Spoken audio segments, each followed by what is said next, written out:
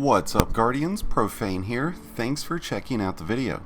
Today we're going to be going over some easy tips and tricks to the Exodus Crash Grandmaster Nightfall that will surely make this pain in the ass of a Nightfall a hell of a lot easier for everyone who is still working on that Conqueror title this season.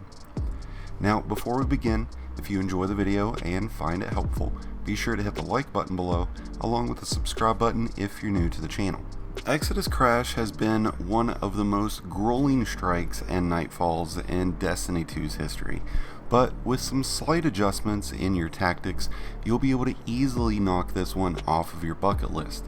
And while much of the early stages of this strike can be completed by just playing back and being patient, there are a few key elements to help you survive, beginning with the capture the zone phase, as I like to call it, of this strike.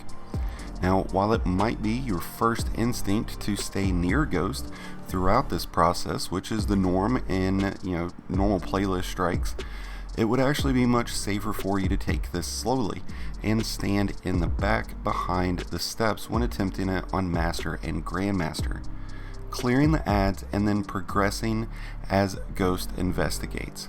Each and every wave, go back and forth, kill the enemies, and then go progress Ghost.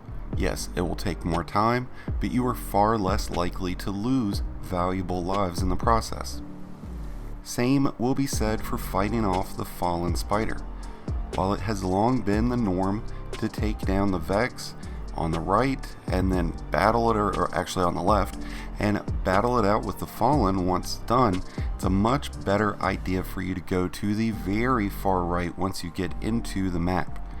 Now here you can actually hide along the ridgeline, keeping distance between you and the enemies, and keeping you sheltered from those skiff blasts. Now once you've managed to pass through and reach the boss room, you'll be entering into one of the most chaotic boss encounters. But thanks to some lovely cheese spots in the map, you and your fire team can actually use the map to your advantage, both to avoid enemies and the boss. Now, for your best odds at completing this Grandmaster, you'll want to station one Guardian on top of the boxes that are just to the right of the hole in the wall that you leap through to get into the room.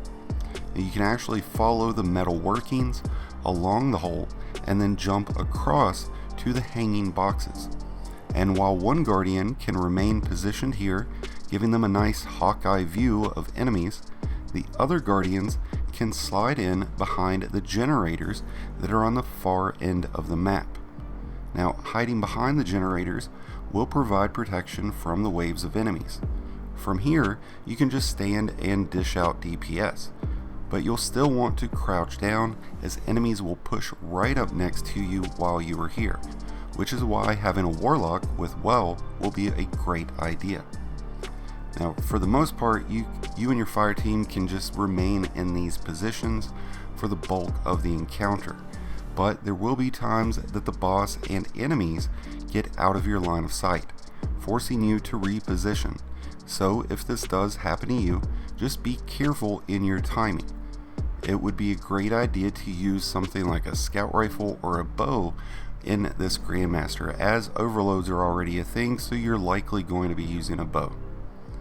Whether attempting this on Master, Grandmaster, solo, or as a fire team, using these tips and tricks will be an immense help towards getting the Exodus Crash completed.